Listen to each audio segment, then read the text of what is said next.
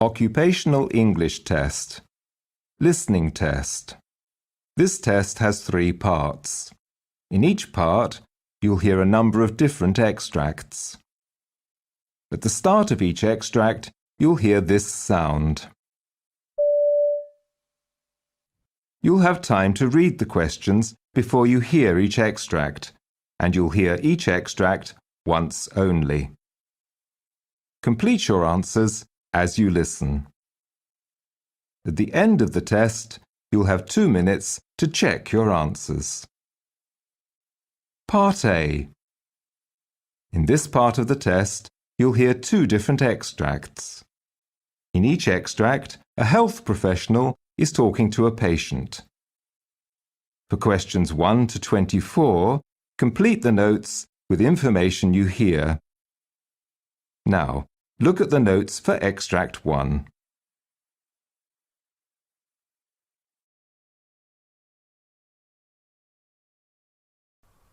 Extract 1. Questions 1 to 12.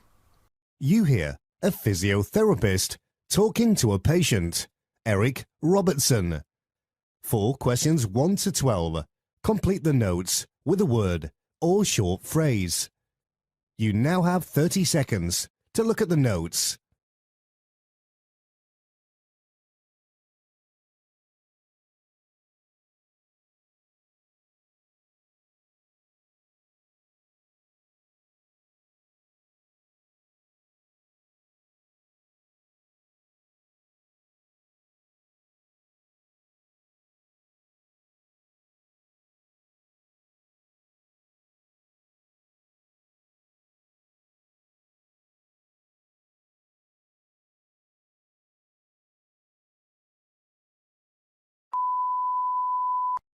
I know that you've been seeing my colleague, Mel, and she has left me some notes, but because it's your first time with me, Mr. Robertson, would you begin by telling me a little about your shoulder and the treatment that you've received so far? Let's start from the beginning, shall we? How did it happen? Yes, well, I've had this problem now for 7 to 8 months because of an incident with an ice pick. I'm an ice packer, you see, so I'm constantly having to make this sort of motion to dislodge some ice. One day while I was working, I found that my shoulder just packed up all of a sudden. The pain was so intense, like nothing I ever felt before. And when I went to my GP the next day, he booked me in with Mel. And now you. Was it the first time anything like this had happened? Yes, it is. And how long have you been at your job? For 3 years. And what were you doing before that? I was working in a warehouse. I've always had similar jobs in a warehouse, picking and packing, that sort of thing, since I left school at 16. And you're... 25 now. Okay. What about your medical history? Any related injuries before? No, nothing. I mean, I've been diabetic since I was little. The diabetes that means that I have to have insulin injected into me every day in my tummy. But I don't know if that will affect my shoulder. Other than that, nothing else. Okay, Mr. Robertson. So, today I'm going to teach you 2 shoulder exercises that you can do at home that are really simple, okay? Can I borrow a pen? I'd like to write it down. Yes, of course. First of all, I'd like you to relax your shoulders. You would need to lean over slightly, allowing your right arm to hang down. Then I'd like you to swing your arm in a small circle, about a foot in diameter. Perform 10 revolutions in each direction once a day. As your shoulder pain subsides gradually, increase the diameter of your swing, but never force it. Increase the stretch by holding a light weight, only about 1 or 2 kilograms, in your arm, okay? Okay, and how often should I do that? Only once a day. Have you got that? Yes, thank you. You said that there was another exercise? Yes. It's called the cross-body reach. Oh, Mel showed me that one. That's the one where I would use my left arm to lift my right arm at the elbow and bring it across my body. She said to exert a little pressure to stretch the shoulder and to hold the position for 15 to 20 seconds. That's it. You'd aim to do that one 10 to 20 times a day. All at the same time, or should I space it out? I would space it out. Okay, thank you. Is there anything else you'd like to go over? No, I think we've covered everything. Are you allowed to give me medication, or is that something that I would need to see my GP for? Medication for your shoulder pain, you mean? Yes, please. I was on cocodamol before, but that was changed because it wasn't working fast enough. Right now I'm on codidromol because I'm not allowed to take aspirin, and that seems to be working just fine for the pain. Let me have a look at your file. Oh, yes. Your doctor has authorized this, so yes, it looks like I can prescribe some pain medication for you. Let me have a look at this a little more closely.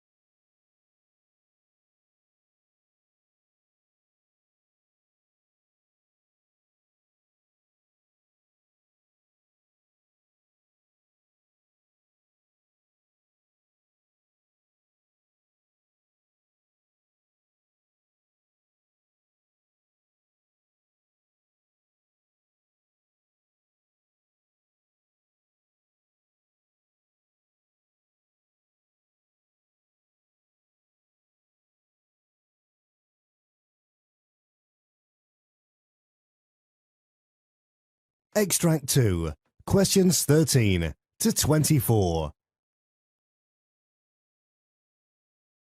You hear a podiatrist talking to a patient called Kimmy Potts.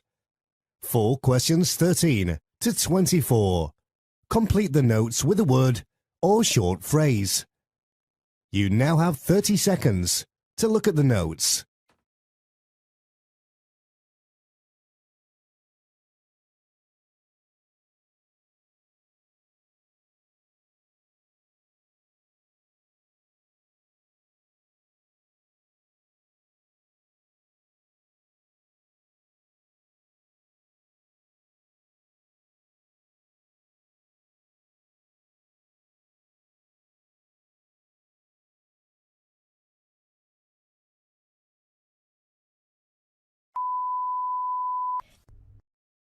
Thank you for letting me know about your condition, Mrs. Potts.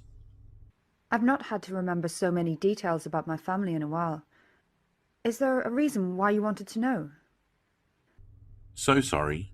It's because there is one school of thought that intermittent claudication may have genetic causes, and I wanted to rule these out before we move on to the discussion of treatment. So wait, you think I have intermittent... Claudication. But don't worry, the condition is manageable and treatable.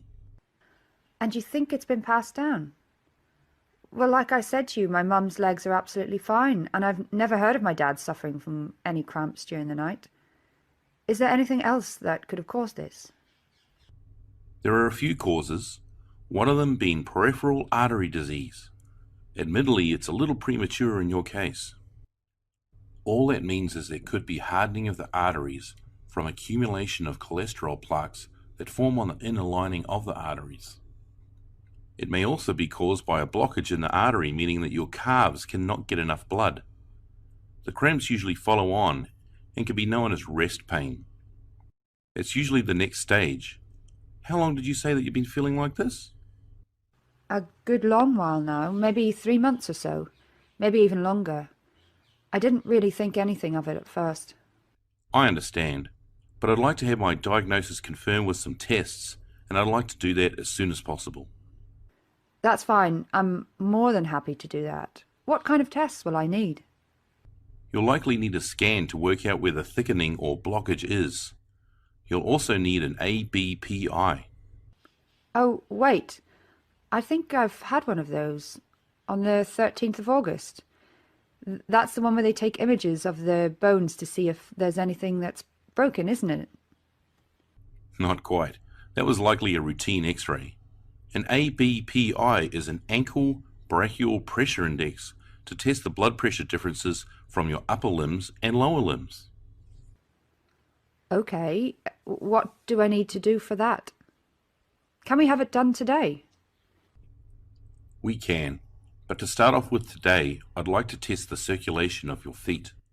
This will involve me feeling for your pulses and using a Doppler machine to listen to them.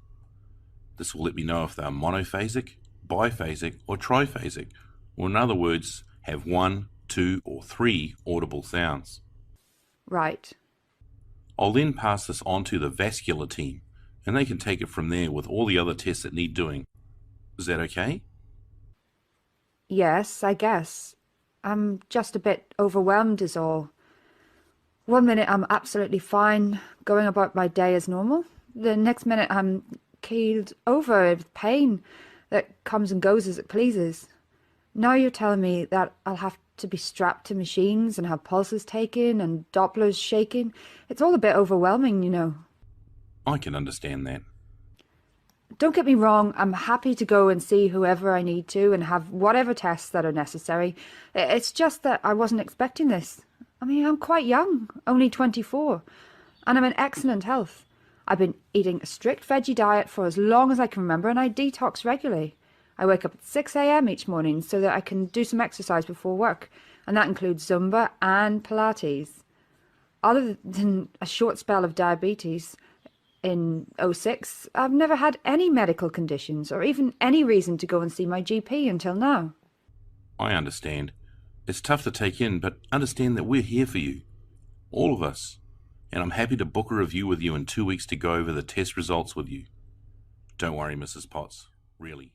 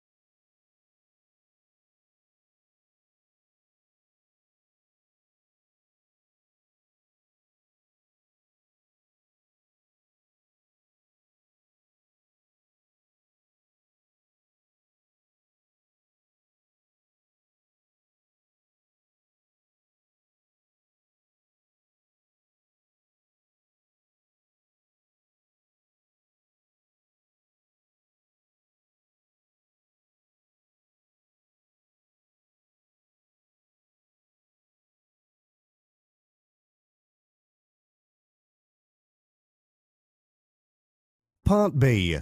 In this part of the test, there are 6 short extracts relating to the work of health professionals. For questions 25 to 30, choose answer A, B or C, which you think best fits according to the text. Question 25. You hear part of a talk on a medical condition. Now read the question.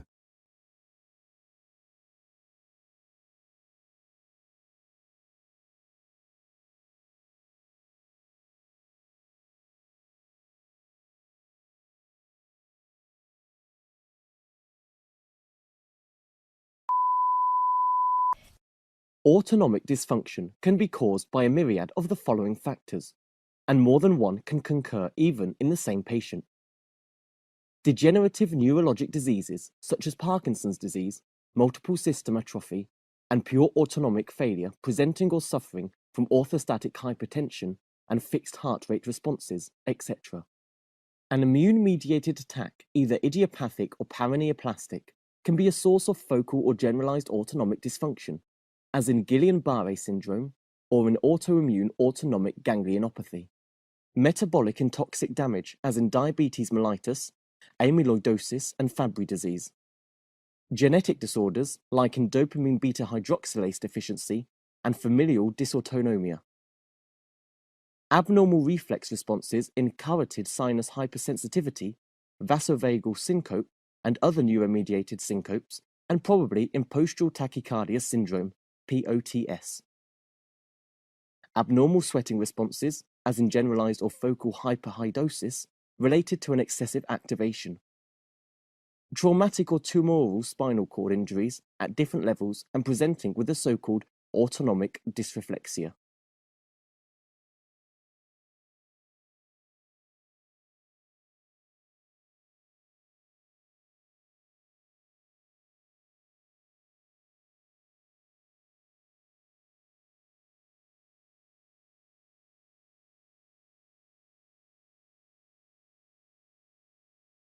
Question 26. You hear a plastic surgeon talking about aging. Now read the question.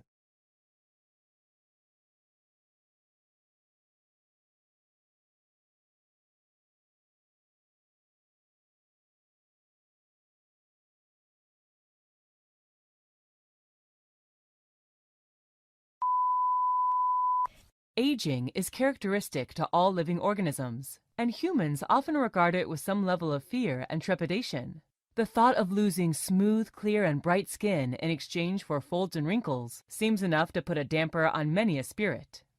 The good news is, a number of anti-aging procedures can be effective in ridding your skin of dullness and excess pigmentation as you grow older. When the process is completed by a certified surgeon, skin procedures such as lasers, chemical peels, facelifts, microdermabrasion, and several others can be used to improve the quality of your skin and combat the effects of aging.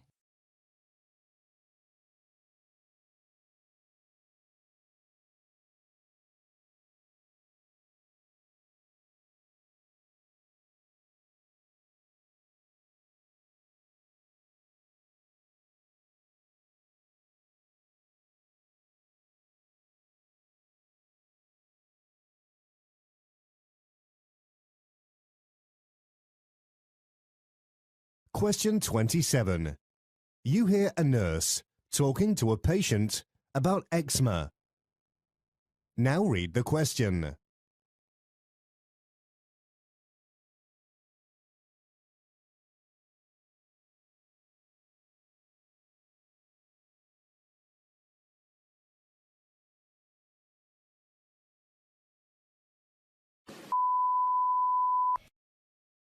Yeah, I've brought my son in, and he has been scratching and has eczema on his hands and his arms, and it's been going on for a while now. I just don't know what to do.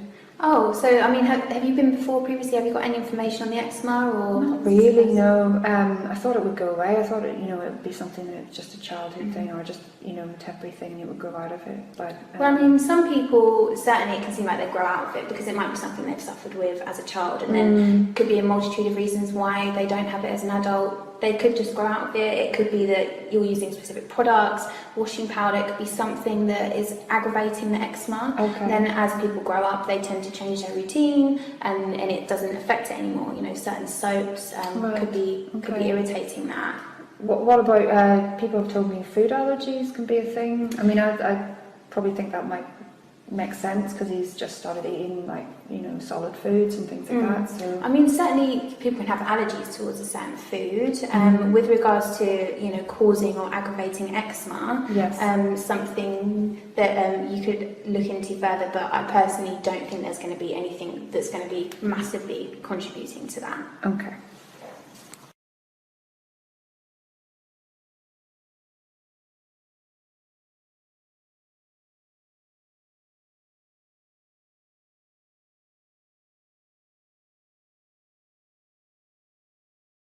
Question 28.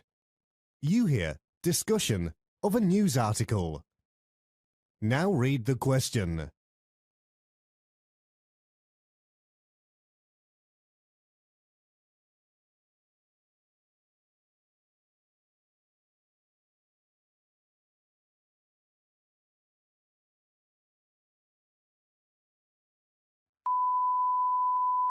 Well, this can't be right. Monkeypox? What's that?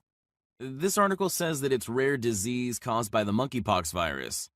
It usually originates in Central and West African countries, but there's been 2 cases in the UK so far. The article says that it spreads after close contact with infected people, and that the symptoms are usually fever, headache, muscle ache, backache, chills, fatigue, and swollen lymph nodes. Plus, a rash can develop that covers the sufferer's face and other parts of the body. It looks like they've contained the disease in the UK, and the 2 people who've got the disease aren't linked to one another, but both of them have recently been on trips to West Africa.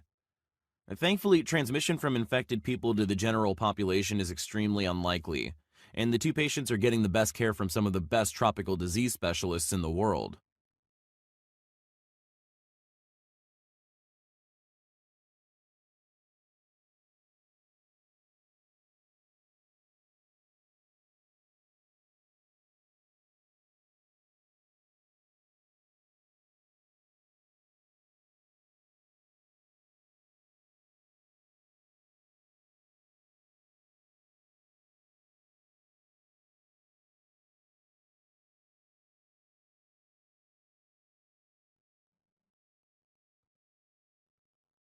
Question 29. You hear discussions of a news report. Now read the question.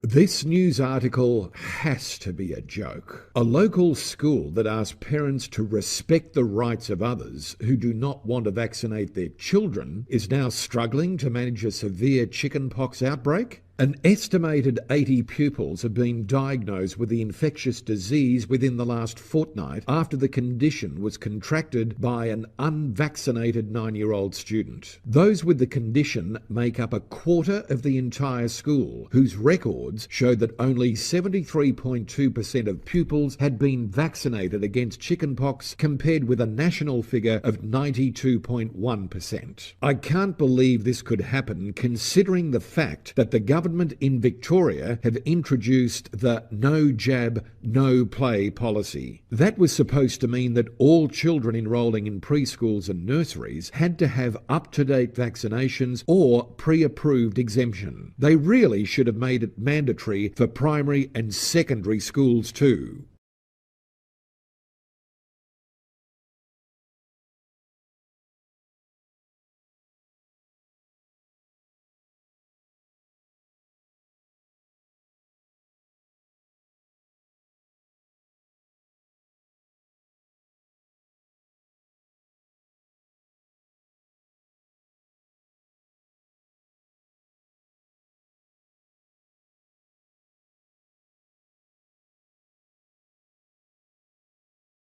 Question 30. You hear part of a GP consultation. Now read the question.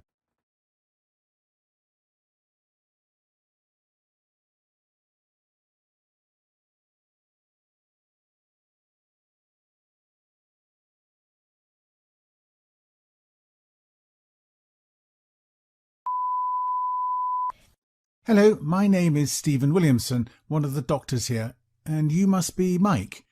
What brings you here to see me today, young man? I fell off my bike, sir. Oh, ouch. Is that how you've ended up with that nasty gash there? Yes, I think I was going too fast. I was trying to make my bike go up on one wheel and I lost control. My mom says I'll have a scar for the rest of my life. Well, not necessarily the rest of your life, but you will be able to see something there until it fades. I'm going to stitch that up for you to stop the bleeding and so you don't get an infection, okay? Will it hurt? No, first I'll clean and numb the area and I'll give you a local anaesthetic. You may feel a little tug during the procedure, but it's more irritating than painful. I'll also book you in an appointment to come back in 7 to 14 days to have them removed. It would have healed by then. Thank you. That's okay. In the meantime, I need you to keep the wound bandaged and dry at least for the first day, and you'll need to wash around the wound with clean water at least twice a day. I'll prescribe you with some jelly rub to put on it too.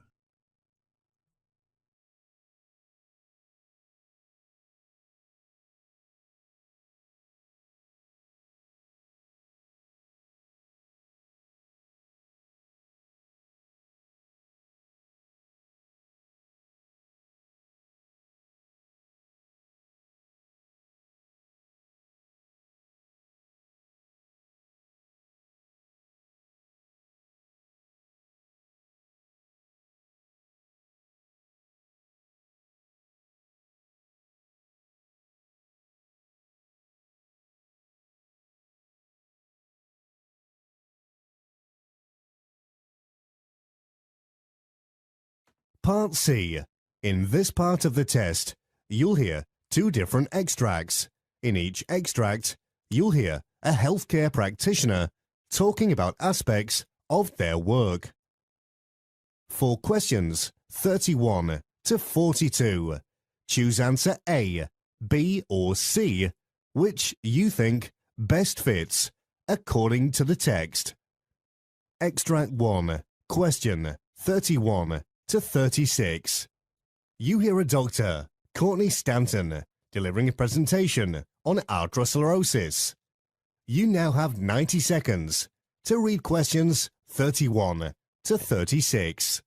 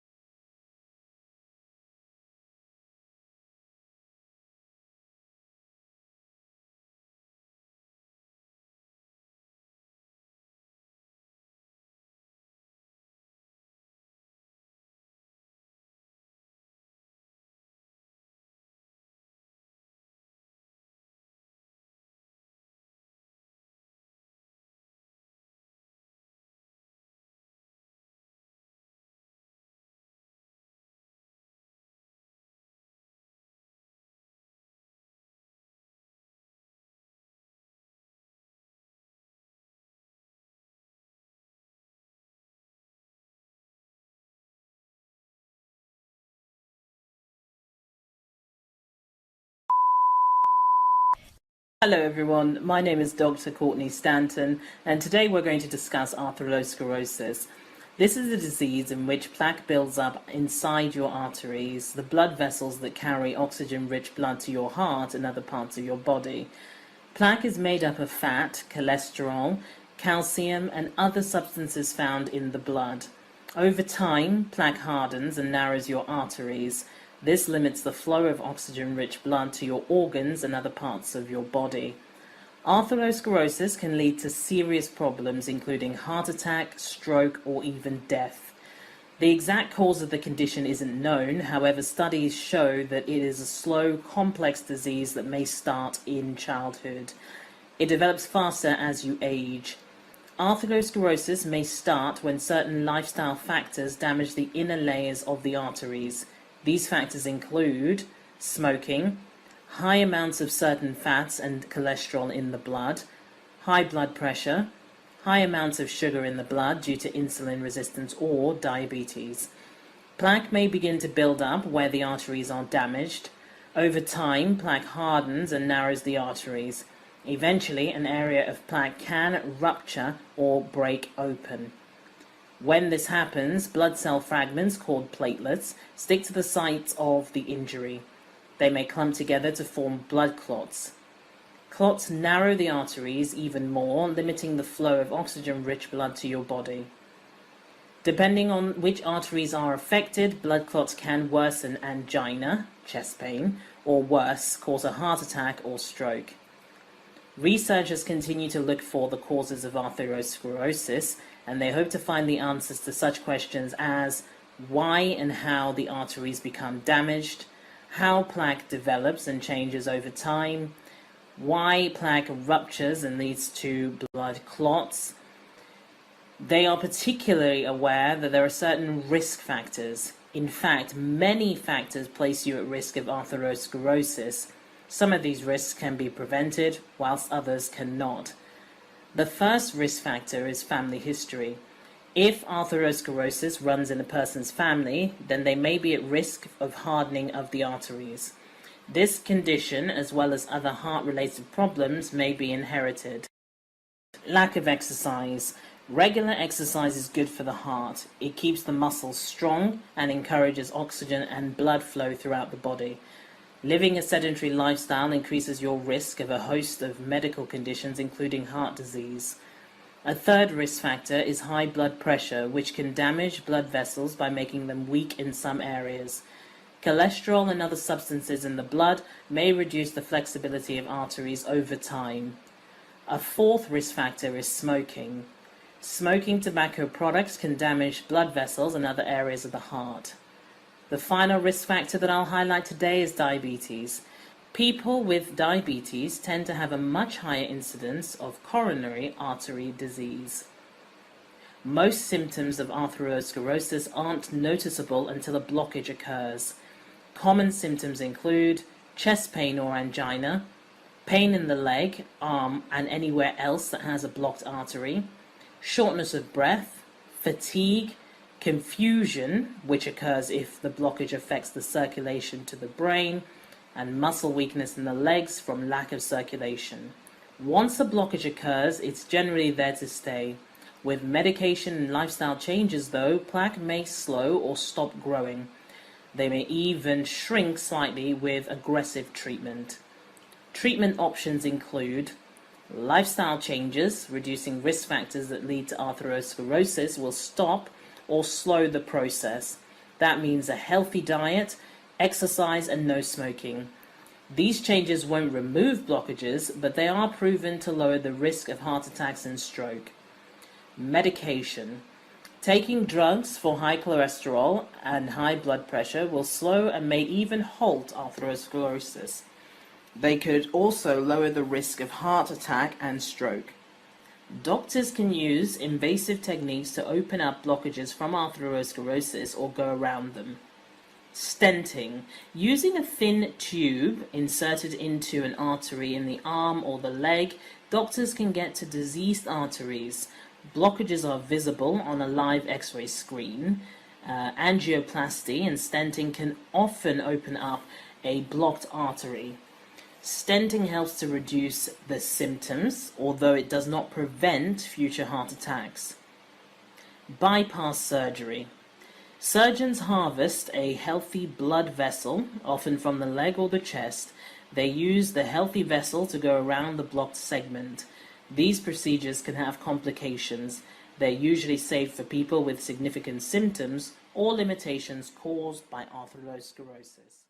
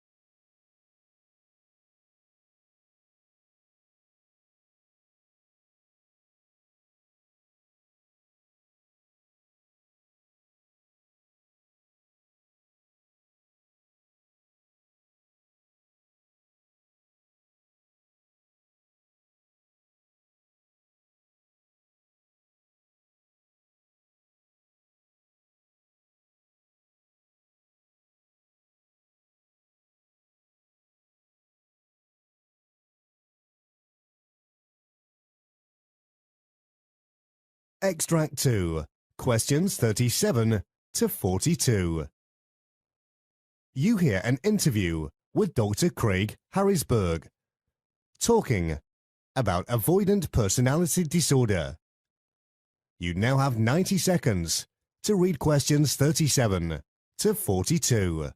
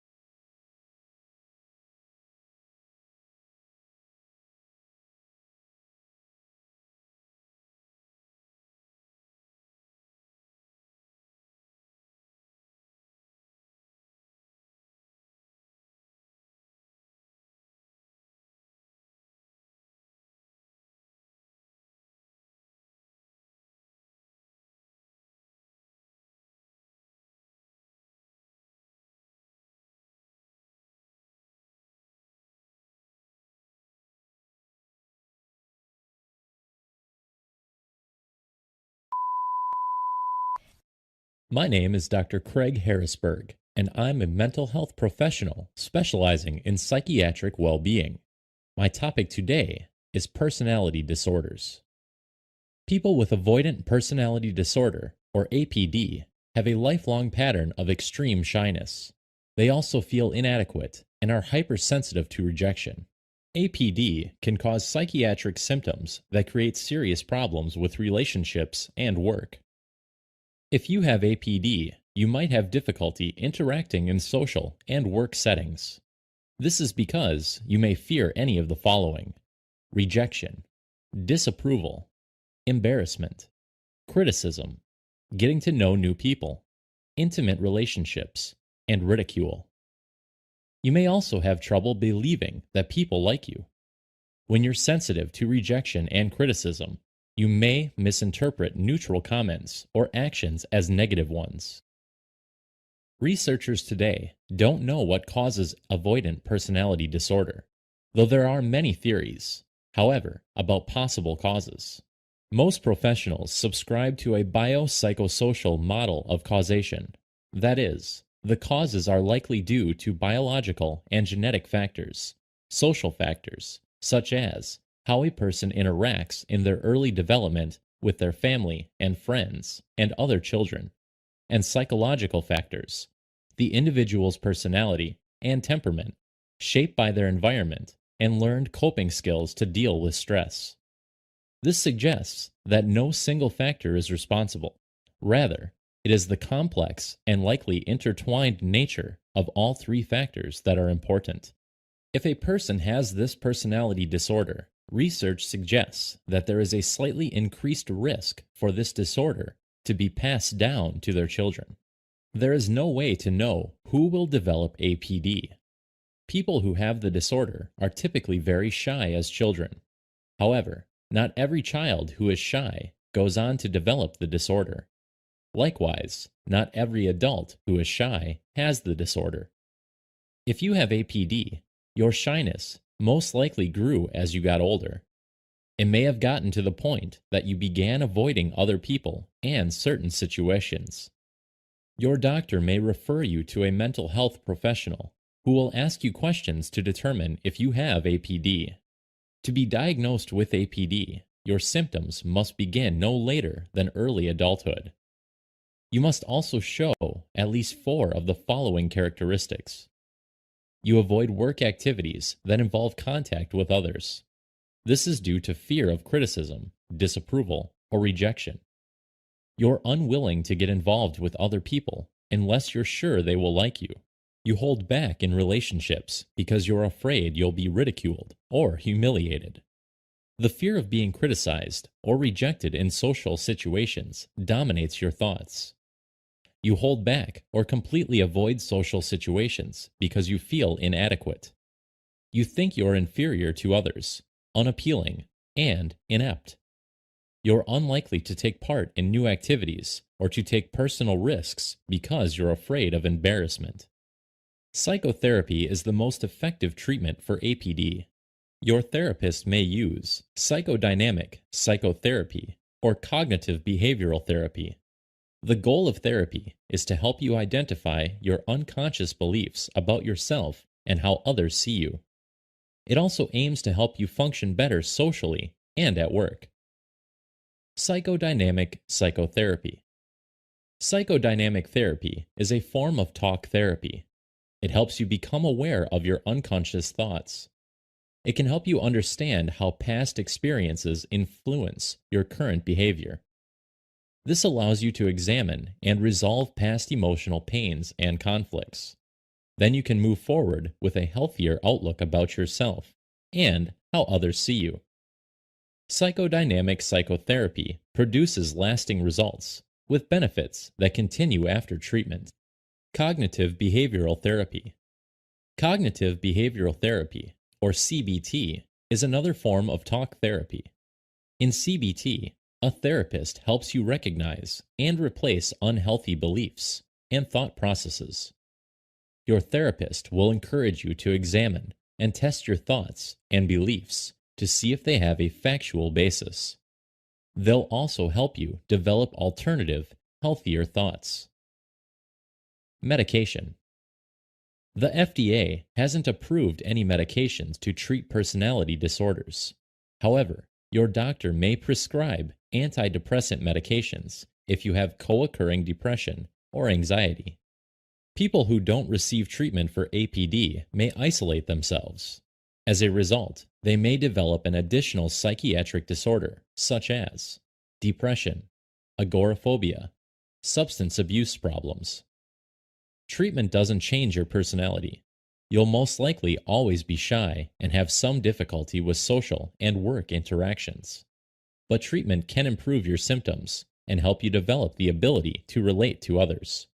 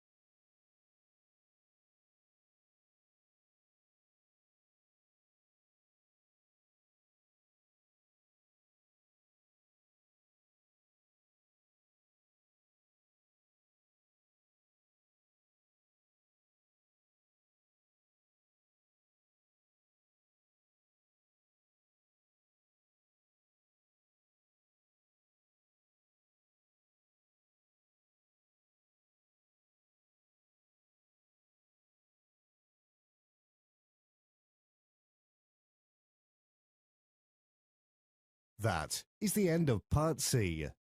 You now have 2 minutes to check your work.